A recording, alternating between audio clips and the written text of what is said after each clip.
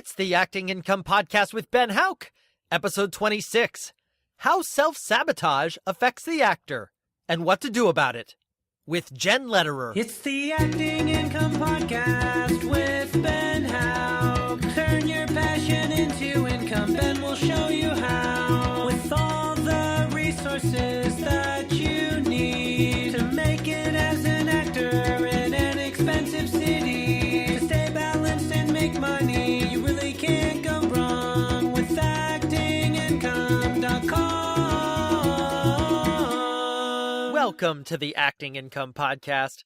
I'm Ben Houck, and on this podcast, we talk about acting, balancing, and making money along the way. Thank you for listening. And if you're new to the podcast and haven't subscribed yet, click the subscribe button on iTunes or in your podcasts app, and you'll get weekly episodes as they come out. This is episode 26, titled How Self-Sabotage Affects the Actor, and What to Do About It, with Jenn Lederer.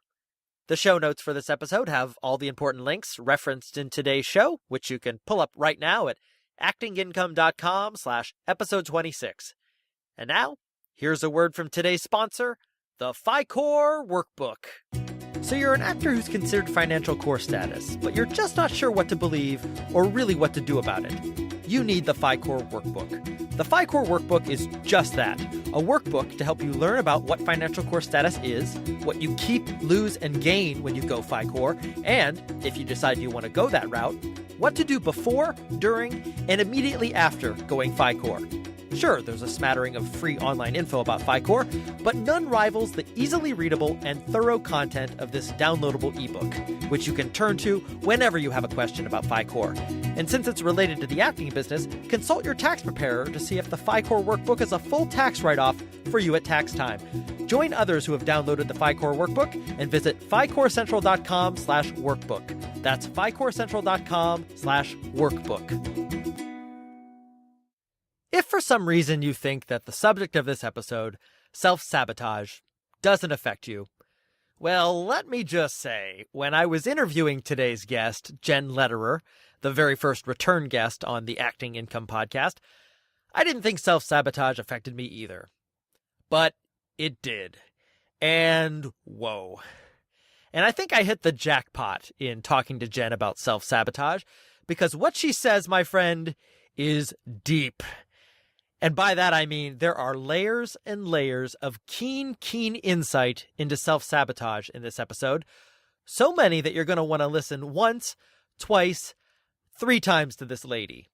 Dare I say, guru. Jenn is a life and career coach, and she's tackled the topic of self-sabotage before in a blog post linked in the show notes, and tackles self-sabotage she does. After listening to this episode, you may be rudely awakened to your own inner self-saboteur, but that's a good thing. Becoming aware of your personal sabotage may be the first step toward changing your acting income for the better. Here's Jenn's bio. Jenn Lederer is a life and career coach for creative entrepreneurs. When she isn't traveling the globe for cool speaking events, Jenn's home base is New York City, where she works one-on-one with clients from all over the world, helping them build the life and career of their dreams.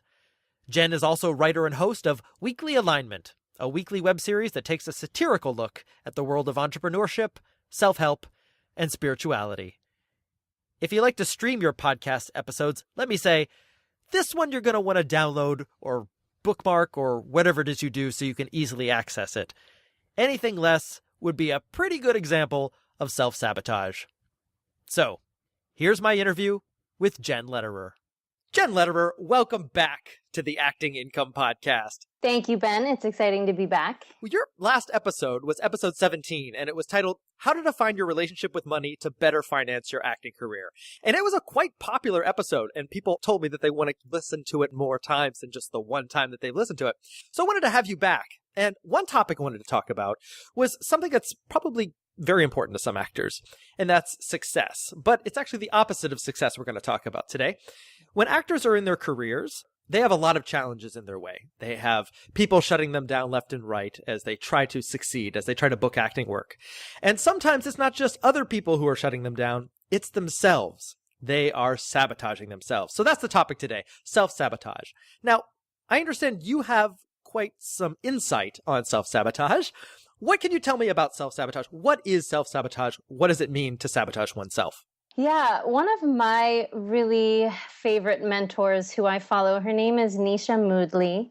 And I read an article that she wrote about self-sabotage, which framed it in a way that I teach about ego and fear. And it really was just introducing self-sabotage as your inner child, as the part of you who genuinely thinks it's keeping you safe by getting you to not take action or by getting you to play small or not get noticed. Because somewhere earlier in your life, you may have learned that getting attention is bad, or taking up the spotlight is selfish, or people talk bad about you when you're in the spotlight. So it's actually a side of yourself that's trying to keep you safe, but it's a child. It doesn't know any better. So when you say it's an inner child, is it you as a child who learned a certain lesson and that lesson never evolved when you became an adult? Yeah. It's the strongest experience you've had that's connected to whatever experience you're trying to create right now. And that can happen from how you interacted with your siblings, how you interacted with your parents, with your cousins, with classmates when you were little. It's these first experiences that we have that teach us, oh, this is what happens when I do that. And sometimes it's painful. So, it's the human condition to try to avoid pain. Well, this is so fascinating because you have an actor who usually wants to aspire for something huge and gets in his or her own way. Give me some explicit examples of self-sabotage an actor commits, the obvious ones. Yeah, the obvious ones that unfortunately happen over and over again are like showing up late to meetings or auditions and blaming it on the MTA, or saying, oh yeah, I'm just always late, and blaming it on your patterns. Procrastinating on actions that you know you need to take, sending out those postcards, pitching yourself, showing up to networking events. I hear a lot of people give me the excuse that they're too busy. We glorify this idea of, I'm so busy, I'm running around. To me, that's just you not being able to prioritize. And or what are you afraid of? What are you running from? Now, what are some subtle examples of self-sabotage? I'm guessing those are the things that are more mental, that they're not so explicit, they don't show up in the behavior. Yeah, you're exactly right. It's the inner monologue. I call it the trending topics in your brain. Like, what is the thing that's going on over and over and over again in your head, especially on your way to auditions, on your way out of a big opportunity? Where are you at in regards to what you believe you're worthy of? What are some of those things that someone says? There's a million other people that are better for this than I am. I'm not talented enough. I need to have more on my resume. They probably don't want my skin tone for this. They're probably looking for someone who's a little more crass or a little more fill in the blank. Anything that you don't think you are, you convince yourself that that's what they want. It sounds like a lot of comparative phrases, saying that you're more or less. Yeah, believing that you're not good enough. All of this really comes down to if it feels safe, because real creativity, real risk-taking, you have to be coming from a safe place in order to really push yourself. And this is all things that you can create for yourself. And it's also knowing that you're worthy. You don't have to earn your success. You have to step up and claim what's yours. Jenn, what are some of the negative results that come from self-sabotage that an actor commits? I mean, we have the procrastination, we have the showing up late to auditions. Perhaps the answer is obvious, what happens to the actor, but can you list some of the things that happen to actors when they self-sabotage? Yeah, they start playing small. They'll never put themselves out there. They'll talk themselves out of opportunities. If they have a team, like an agent or a manager, they'll slowly create space between them and their team. They won't communicate, and they'll fade into the background. Subconsciously or consciously, I've seen it happen both ways, where people genuinely have no idea how often they're burning bridges just because they're afraid to show up and be the person that people are calling them in to be. So the negative effect is really about not being willing to live your most authentic life. in feeling like you have to go prove yourself and you're waiting for some sort of affirmation from the outside world, giving you a stamp of approval, saying, okay, now you're allowed to be successful. Now you're allowed to be this or that. And really, it's yourself not allowing yourself to do it. There's a lot of people, I think, in the entertainment industry that would like to say, yeah, Jen, but there's a lot of people that want to take the opportunity away from you. There's a lot of competition. There's a lot of belief that there's not enough work. And that's true. It's a competitive field for sure. But the people who can work their self-sabotage muscle out to the point where they have a new relationship with it, they can bounce back again and again and again. And that's the difference. I love that image of a self-sabotage muscle that we have, that it's almost as if you've developed it to work against you. I also loved, you were talking about, we feel as if we need permission to do things or permission to succeed. And when you talked about an inner child, children often seek permission as they are children. So it seems like it becomes maladaptive when you get older to seek permission. Would you agree? Absolutely. This is really the time where you are supposed to step in and be the adult for yourself. You know the rules. You know in reality that it's safe. And that's where your relationship with what self-sabotage is can start to change. By chance, is there anything positive about self-sabotage you can think of? Yeah, there is. And I actually experienced it very early on in my career. When I moved to New York, as a dancer. And it was one of those things where like 8 months after I had stopped going to class, I had stopped auditioning, I had gotten callbacks and didn't show up for them, I was still telling people that I was a dancer. Like 8 months after I had done anything that would have proven that I was in fact a dancer. And finally I sat down and had a, straight talk with myself. And I was like, okay, there's information here for me.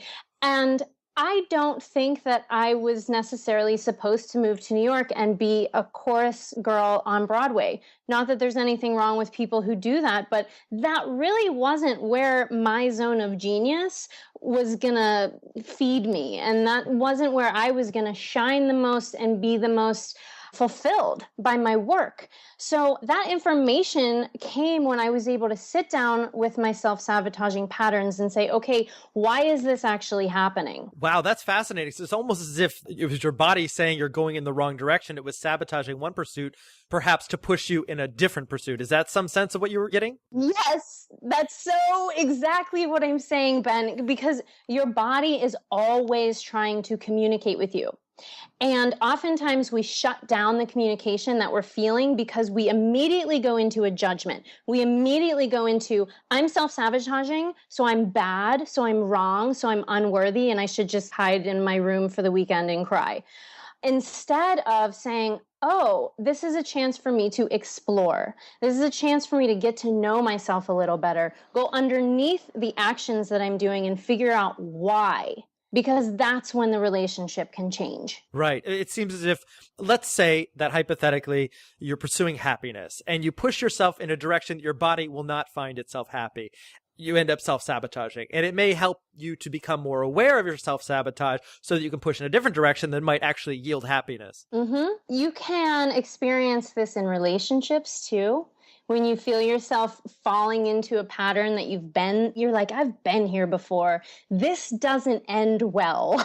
And you see yourself starting to sabotage it in little ways. That's actually kind of a good thing. That's a great correlate. Now, how does someone go about becoming more conscious of this self-sabotage? I know you said you kind of sat down and looked at it, but maybe there are other ways that people can find out whether they're self-sabotaging and whether that means that they need to just address the behavior or completely get out of acting. Yeah, I am actually going to mention Alicia Force, who was in episode 24, and I know she plugged me, and this is going to be like, oh, okay, they're plugging This each is like other. a tennis match. I know, but what she talked about with knowing yourself as a person first and being a person first, that is always where you're going to find this information that you're talking about. Looking at your patterns. Another obvious thing that people do is, how are you taking care of your body? The thing that's trying to communicate with you. Are you binge drinking all the time? Do you hang out with friends who reflect your limiting beliefs? What does your environment look like? It usually looks exactly the way your thoughts look. You will find that if you are often thinking negatively, thinking that there's only competition, that everyone's out to get each other, you're probably hanging out with people that think the same thing. I've long thought that when you look at someone's bedroom and if you see it as a disaster, it's a nice mirror of what's going on in their brain. Now, I don't agree with that in absolute, but sometimes, at least when I've looked at my own bedroom and when it's been a disaster, it's usually because I don't have enough time to process things. Things are building up and it's just a mess in my mind.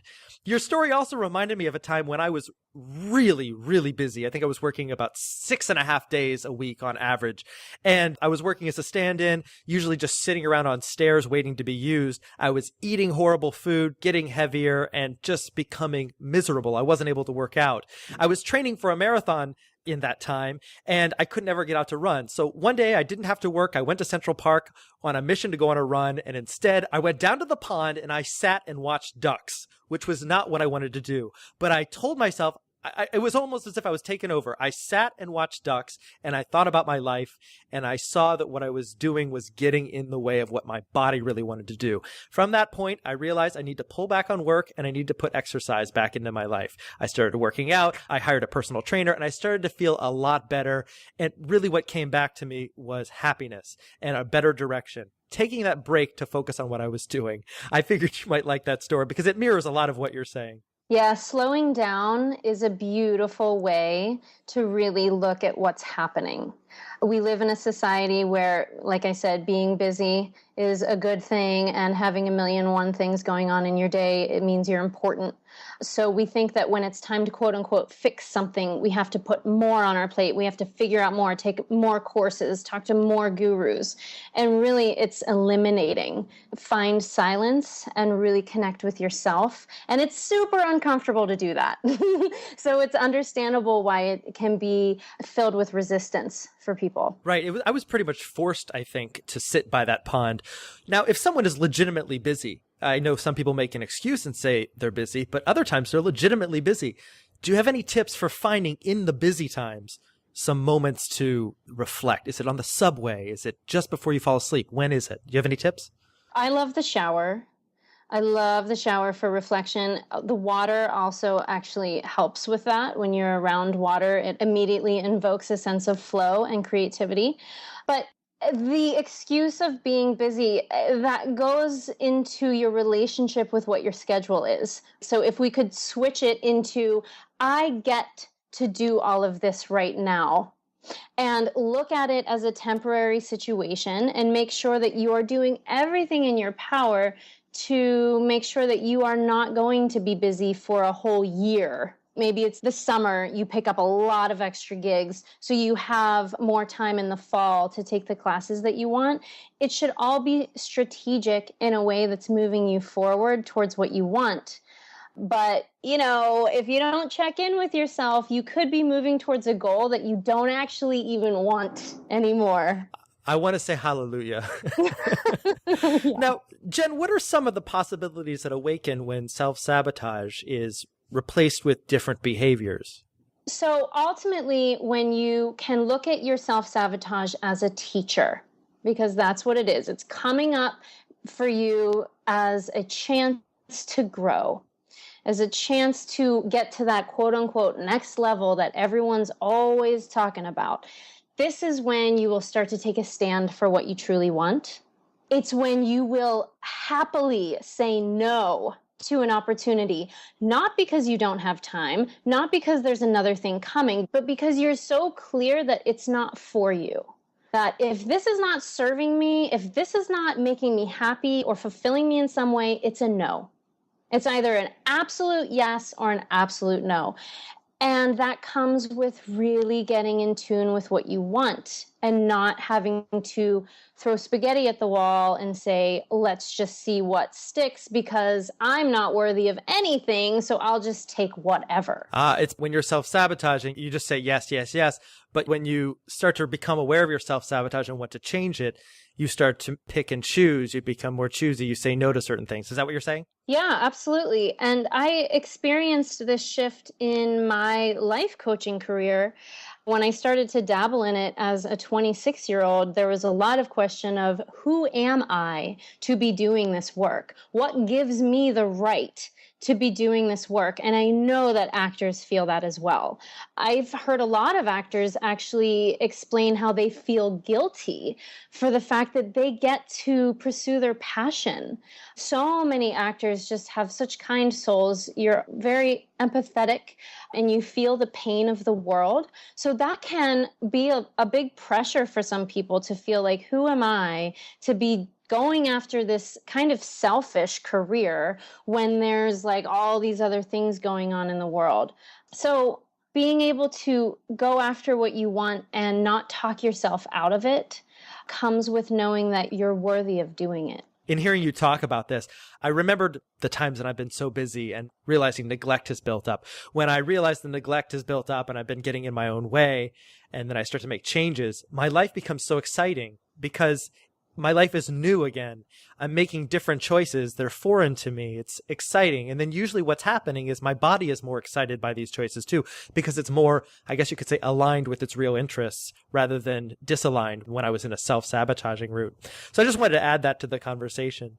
You know, when you also get rid of self-sabotage, let's say you're an actor who's been self-sabotaging, and let's say that you actually find out that it's not that you want to do something else. You do want to do acting. Let's say you get rid of the procrastination. You get rid of the showing up late.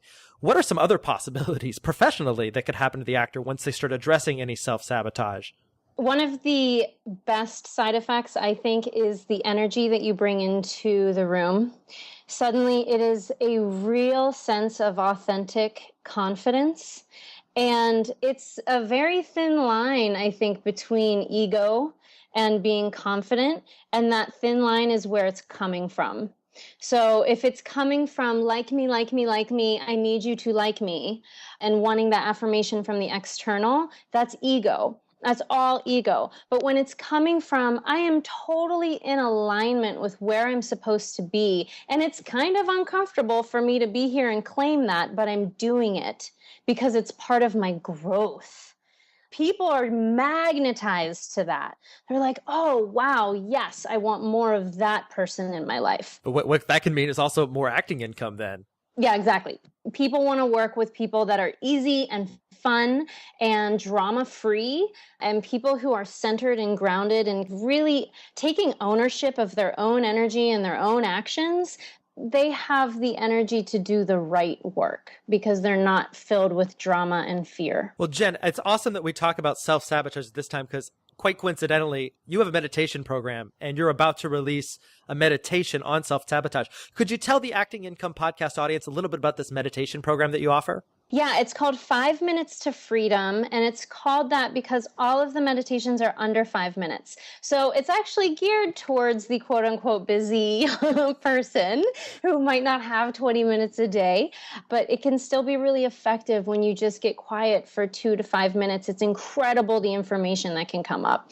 So there's 21 core meditations, and then there's a new meditation that I add every month to the program, and October's is going to be self-sabotage.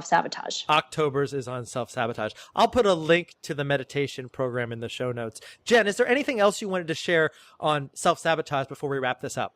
You know, my overall message is kind of always approach it with exploration. Approach it with the childlike, oh my goodness, this is a new room that I get to explore and find out, oh, okay, that area is kind of darker. That one's a little more painful. Just explore it and don't judge it so much. And then you'll be able to move through it with a little bit more fluidity and fun. I heart that. I began this interview with you not realizing that I actually had experience of self-sabotage. Even I didn't really think I had it that much, but you awakened that inside me, and I realized that addressing that really helped me, not only as an actor, but as a human being. Jenn Lederer, thank you so much for talking to the Acting Income podcast. Thanks, Ben. After that interview, I felt so satisfied, so full in my heart. I don't know why, but maybe it's because it touched on some things I do in my life that might be maladaptive, that might be lessons I learned as a child that don't serve me well. I know when I work on set, there are certain behaviors other actors exhibit that irritate me. Frequently asking for permission to, say, simply go to the restroom when you're an adult is one of those things. Permission is for children. This interview has already started me looking at my behaviors that might have been learned as a child that get in the way of my landing of acting jobs and gaining of acting income. It made me think of how approval-seeking might be the ways of this inner child, and that maybe I should just do my own thing and mind my own business and not care what others think. Of course, there are probably limits to how far I should go ignoring approval or foregoing permission, but the point is, I may be far away from ever hitting the ceiling on ignoring approval or foregoing permission. In fact, as I've matured, I know I've picked up on these lessons on my own.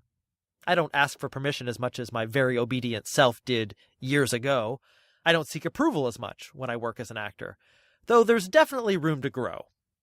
And now, I'm excited again. Maybe that's the fullness in my heart. My life is foreign again, in that way that what's old is strange again, that armed with an updated value system, I can better evaluate what I do and whether it is aligned with my professional interests, and ultimately whether it's aligned with my personal, physical, bodily interests. I hope you're as excited about this interview with Jenn Lederer as I was. Jenn, thanks for coming back on the podcast. Make sure to pick up her meditation series, which I've linked in the show notes. I just signed up for it myself. Cheers! And that's the show. This episode was sponsored by the Phicorp Workbook from Phicorp Central. To download the Phicorp Workbook, visit phicorpcentral.com/workbook.